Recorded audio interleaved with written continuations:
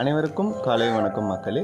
இன்றைக்கி வீட்டில் பனங்கிழங்கு எடுக்கலான்னு சொன்னதால் பனங்கிழங்கோட நன்மைகள் என்னென்னு தெரிஞ்சுக்கலான்னு பார்த்தங்க. பனங்கிழங்குல பல நன்மைகள் இருக்குங்க. இதில் fibre, calcium, iron, magnesium, protein மிக மிக அதிகமாக இருக்குங்க. இதில் விட்டமின் ஏ, விட்டமின் சி ரொம்ப அதிகமாக இருக்குங்க. இதை ரெகுலராக சாப்பிட்டு வந்தால் நம்மளுக்கு பசிக்கிற தன்மை கம்மியாகும்னு சொல்கிறாங்க. இதில் லோ குளுக்கோமிக் இருக்கிறதால இது டயபெட்டிக் பேஷண்ட்க்கு ஒரு மிக சிறந்த தீர்வாக இருக்குங்க. இது சுகர் பேஷண்ட்ஸுக்கு அவங்களோட இன்சுலின் லெவலை இன்க்ரீஸ் பண்ணுதுங்க.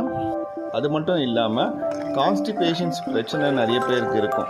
கான்ஸ்டிபேஷன் பிரச்சனை இருக்கிறவங்க இந்த பனங்கிழங்கை நல்லா சாப்பிட்டு வரலாங்க. இது நம்மளோட கான்ஸ்டிபேஷன் பிரச்சனையை நார்மலைஸ் பண்ணிவிட்டு நம்மளுக்கு ஒரு நல்ல சொல்யூஷன் கொடுக்குங்க.